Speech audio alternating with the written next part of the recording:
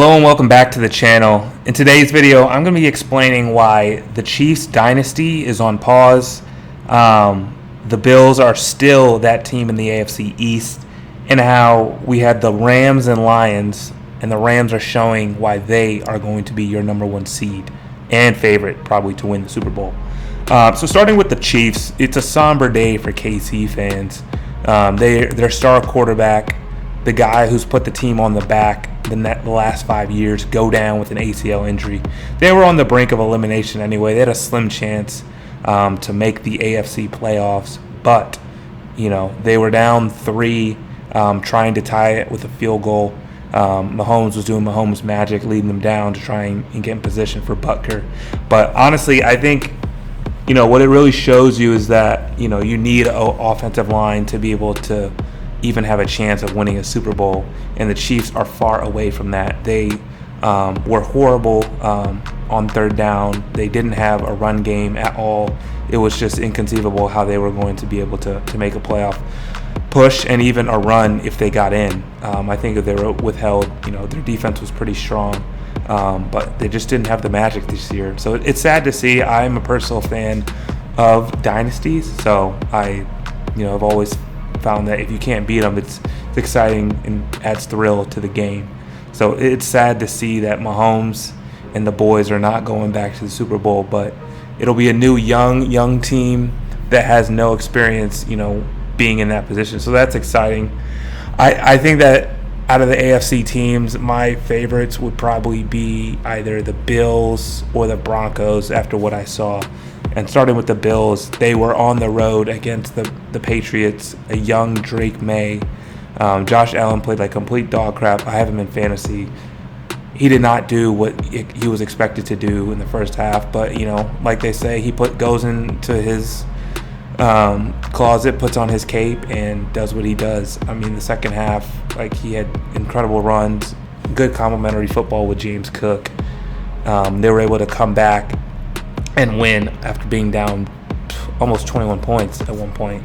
I think that this showed that Josh Allen has the ability to lead this team, as we already know, and B, Drake May is still ways away from being a Super Bowl contender, given the fact he has no fourth quarter wins, comeback wins this year.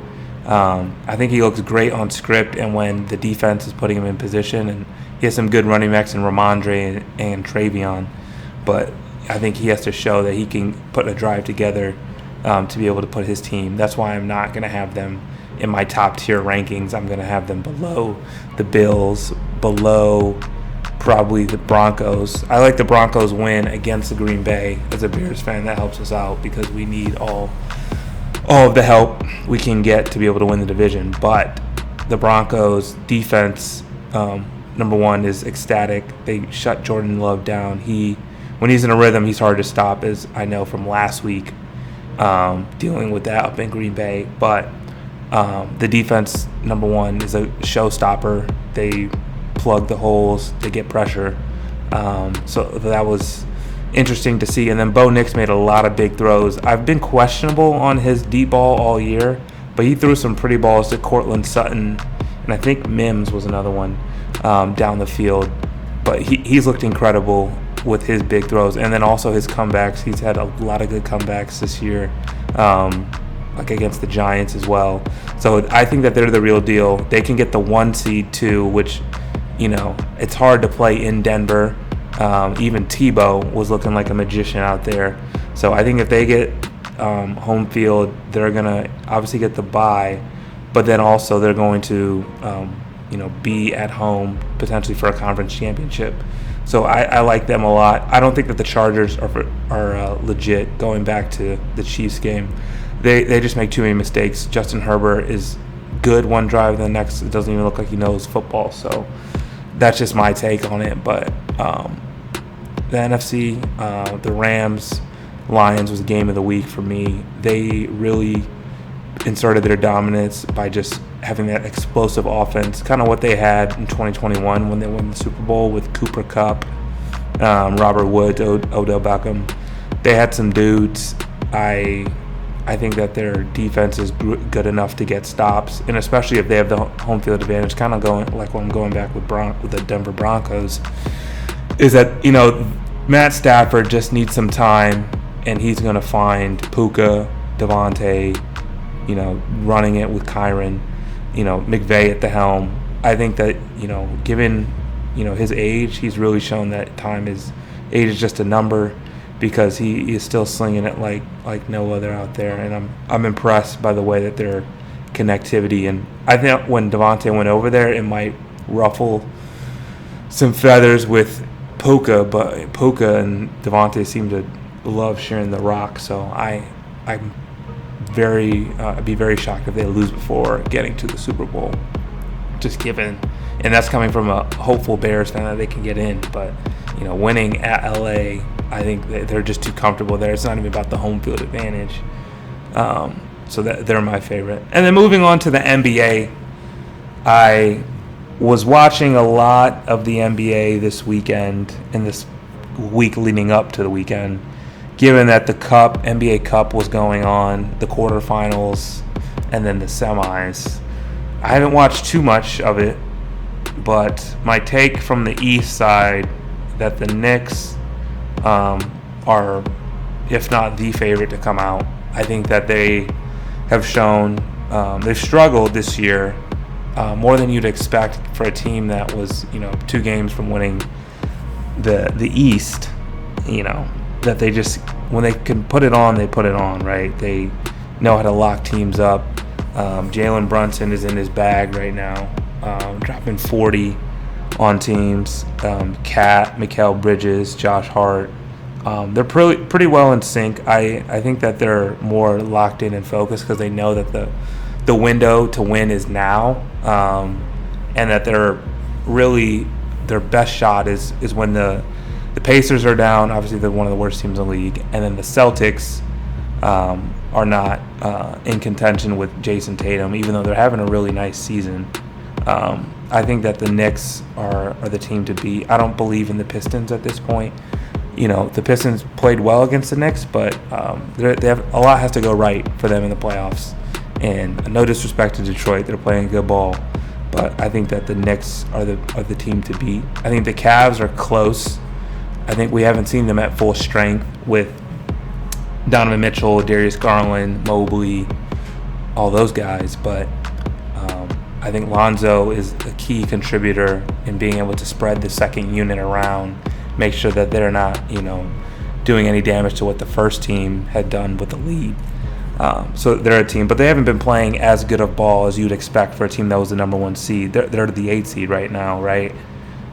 So I think if they can get on a run like the Pacers did last year, then they can be dangerous. But right now, I think that the Knicks have firm control, and they're going to be playing, who I'm about to talk about next, coming out of the west side of the NBA Cup bracket, and that'll be your San Antonio Spurs. I think the biggest storyline was the Thunder were on a crazy streak, almost breaking the Warriors record from 2016, going 24-1. They were trying to be 25-1 when they played the Spurs this weekend when Wemby returned. And my take on it is that Wemby, one, is unguardable when he is fully healthy. He was on a minute restriction, so we didn't get to see the full effect, but he still dropped about 20 points. And I knew that there was no one that could guard him. I liked what the Spurs did to the Thunder in terms of SGA and limiting his mid-range, because we know that's his signature, and they were playing in the middle of between the three-point line and the free throw line, so he can't get to a sweet spot with a double team, and I think that really affected him because he wasn't able to get to his spot. He had to divert to other teammates, which, they've been on a good win streak, so it's something that he has to rely on his teammates, but he likes to get to his midi. I like the Spurs. I like Stephon Castle, Fox. They got a lot of guys that can really contribute. So I would be on the watch for them because they're already having a good season. They've missed Wemby for a good portion of the season, given I think he had a calf strain is what he was dealing with. My prediction for Spurs Knicks, though, I think if Wemby is playing, it's it's going to be close no matter what. But I think that the Knicks somehow, some way pull it out, given their team chemistry. I know that the Spurs haven't played in a lot of meaningful games down the stretch. They've played some good teams and beat some good teams, but this is the first game where you think that it's going to mean something, right? They proved it on Saturday night, beating the Thunder, just given that they're kind of rivals at this point between Chet and Wemby. But my take is Brunson, Hart, and Cat are really going to show that they, have been through some battles together and know how to grind out some wins. So I'm going to go with them winning in about 8 points, and Brunson's going to go for 35. And then my last take is on the Heisman. It was coming down between Mendoza, Pavia, Julian Sayin, and Jeremiah Love. I think it was the storybook ending for Mendoza. He's a great dude, has a good story, but I think it's just because they beat Ohio State. If they hadn't won, I think it would have went to either Love or Diego Pavia, just given the fact that they've had better stats-wise seasons. I think Mendoza just has the fact that they're the number one team and they beat the number one team.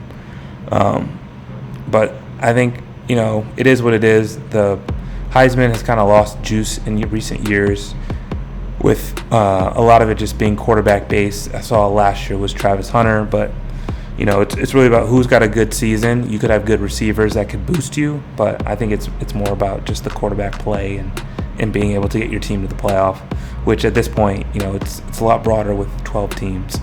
So if you like this, I'll be doing weekly takes. Go ahead and like and subscribe, and be on the lookout for next week.